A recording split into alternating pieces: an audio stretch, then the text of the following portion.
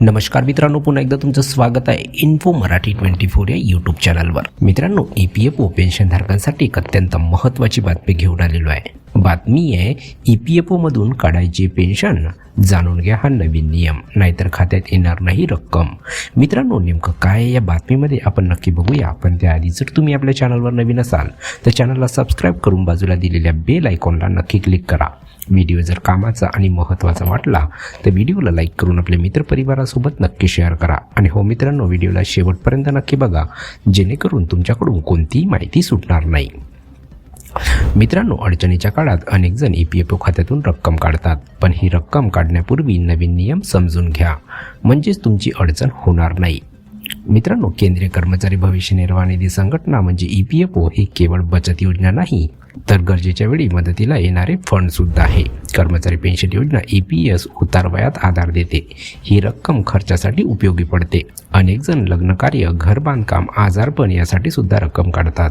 पण अलीकडचे EPFOने या योजनेत 5 मोठे बदल केले आहेत, ज्याचा थेट परिणाम लाखो पेन्शनधारकांवर होणार आहे। जाणून घ्या पेन्शन नियमामध्ये काय बदल झाले।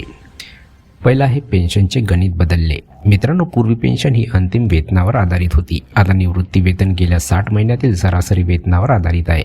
जर वेतनात हळूहळू वाढ झाली तर पेन्शन पूर्वीपेक्षा अधिक योग्य आणि मोठी असेल। म्हणजे जर एखाद्याचे अखेरचे वेतन 50,000 असेल आणि सरासरी 40,000 पेक्षा कमी असेल तर आता सरासरीवर योग्य पेन्शन मिळेल। हा बदल 1 सप्टेंबर 2014 रोजीपासून लागू आहे।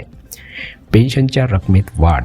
मित्रांनो, EPFOने कमाल निवृत्ती वेतनाची रक्कम 7,500 रुपयाहून 15,000 रुपये प्रति महिना केली आहे। याचा अर्थ आता पूर्वीसारखे ज्यांना अधिक पगार होता पण तरीही पेन्शन कमी मिळत होती तसे होणार नाही। त्यांना आता 15,000 रुपयापर्यंत पेन्शन मिळण्याचा मार्ग मोकळा झाला आहे।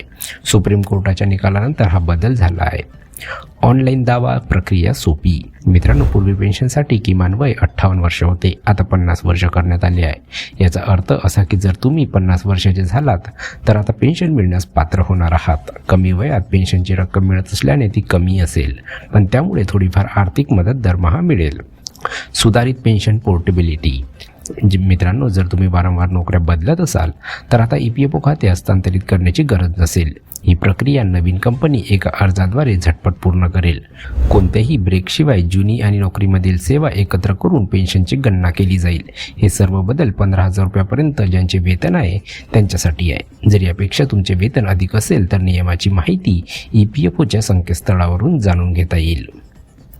तर मित्रांनो, कशी वाटली कामाची आणि महत्त्वाची बातमी। जर बातमी कामाची आणि महत्त्वाची वाटली असेल तर व्हिडिओला लाईक करून आपल्या मित्रपरिवारासोबत नक्की शेअर करा। तसेच जर तुम्ही आपल्या चॅनलवर नवीन असाल तर चॅनलला सबस्क्राईब करून बाजूला दिलेल्या बेल आयकॉनला नक्की क्लिक करा। व्हिडिओ बघितल्याबद्दल खूप खूप धन्यवाद।